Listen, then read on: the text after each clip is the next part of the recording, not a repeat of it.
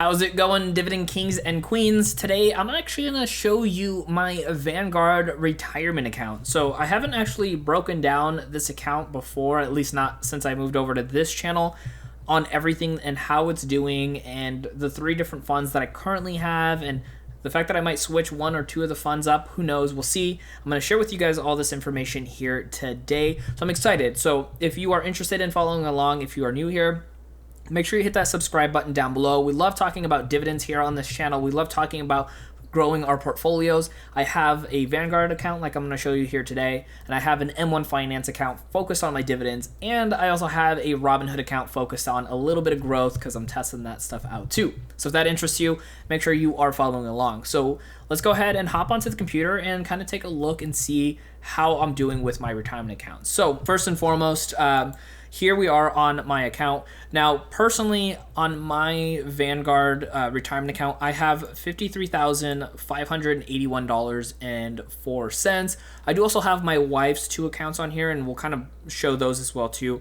Vanguard just has like some personal information on here, so I have to like be very cautious when I'm editing. So just keep that in mind when we go through this, if there's a couple different jumps.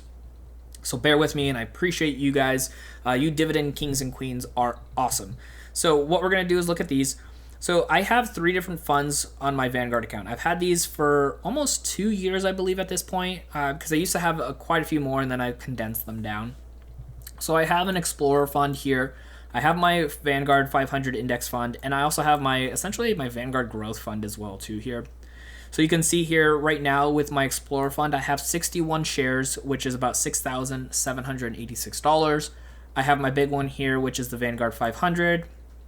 I have 118 shares and totaling almost $37,000. And then my Vanguard growth right here, I have 162 shares totaling $9,832. So pretty stellar for me. I mean, this has been doing really well, and I'm going to show you the performance side of things here too, because I'm really excited to see, all of the growth that's happening on this account, especially because for a short while I wasn't investing a lot, and now I'm doing it on a regular basis for my retirement. I had a pause while we were growing our businesses for my wife and myself. Just little side notes there to kind of help give you guys some context. And then so you're going to see here now my wife's information. So with hers, we have two accounts right now. One is traditional and then one is Roth. And I do plan on moving the traditional over to the Roth, hopefully sometime soon. Partially I want to make a video for it so it helps other people. So her traditional has $3,190 in it, and then her Roth, which is the one we're currently contributing to, has $5,935. Both of these actually just have the S&P 500 index fund, which is the Vanguard one. So they're exactly the same. So the traditional has 10 shares in it for about $3,190. And then this one down here for the Roth has 19 shares at $5,935. So again, roughly the same ones across the board from both of those. But what I want to do is also show you how it's been performing as of late. So I'm going to go ahead and jump onto that. So before we continue on with the rest of this Vanguard account, if you're somebody who has student loans that maybe have really high interest, check out my link in the show notes down below to potentially lower your interest rates. Now, the cool thing is the earnest company that I work with do refinancing entirely for free, so it costs you nothing, but you also get a bonus in using my referral, which helps support out the channel so I can continue to provide free content just like this for you guys. And the coolest part is if you save money from your student loans, you can use that extra money to invest in the market, pay off debt, or anything else you want to do with your extra money. Now, with that being said, let's go ahead and get back into the rest of this video. All right, so here we are on the performance side of things. So you can see here in total, we've put in, it says $42,963. My retirement account was actually a rollover from my company that I had worked with prior, and so I moved it to myself so I can manage it. My total investment return is almost $19,200. So combined for her and I together, we're sitting at $62,179.89. That is looking pretty right over there. And a total return as of September 30th, 2020, it has been 14.2% return. So I'm honestly really happy with that type of return, especially with how everything's been going in the market. Obviously, you can see here, we had that downturn in February and March of 2020. And we are, I was actually putting in quite a bit more at this time. Right over here, I was doubling or tripling down, honestly, how much we were investing every single week. Obviously, retirement accounts, they're limited in how much you can put in a year, but we were still adding way more than we were on a regular weekly basis, just because I saw some great opportunities for our money to work hard for us.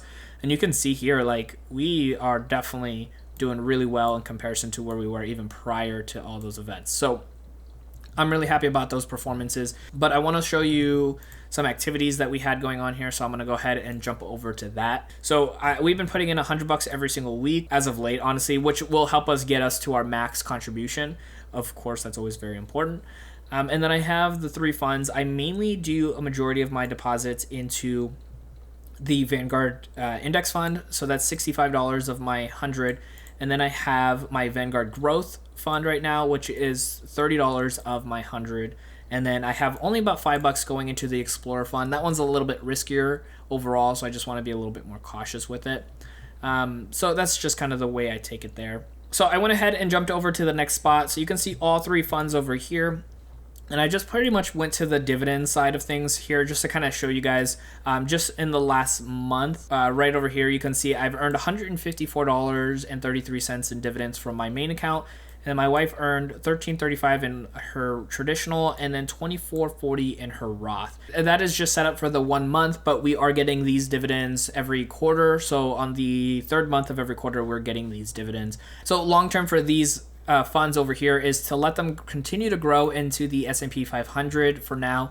And then as we get closer and closer to retirement, as I would say maybe in our like late 50s, I would start transitioning these funds over to something that's more of a dividend payout. So right now these funds aren't paying like massive dividends. I think they're around like 2.5%, but they're mainly focused on the growth side of things. And once we get closer to retirement, I'll definitely want our funds to be kind of something more in around like the 4 to 4.5% dividends, as well as something that's less volatile. So that way when we are, sitting in retirement, we can have those funds coming to us so we can use those for bills or whatever else we want to use them for as well. Now, let me know in the comments down below as well if you have a Vanguard account and how it's been performing so far and like what your rate of return is. Like, are you doing really well? Are you maybe, a little stagnant in your performance lately? Definitely let me know in those comments. I really honestly want to hear from you guys, and also too, how your dividends are doing with this stuff, right? Like for me personally, our dividends are doing really well in this Vanguard account. So if I actually go over to my spreadsheet where I actually keep track of all my dividends, you can see over here, the most recent dividend I got paid out was right over here in September of 2020, and that was $192.08 between my wife and my account. It's a little bit less than what we got paid out the month or the quarter prior, but still overall a really solid payout. And right now for the year of 2020, we are at $553.12, where in 2019 we finished off the year at $650.29. So even if we get exactly what we made in December of 2019, if we make the same here, we're still going to overtake what we did in 2019, which is of course the goal because we're investing more and we're constantly trying to grow the portfolio.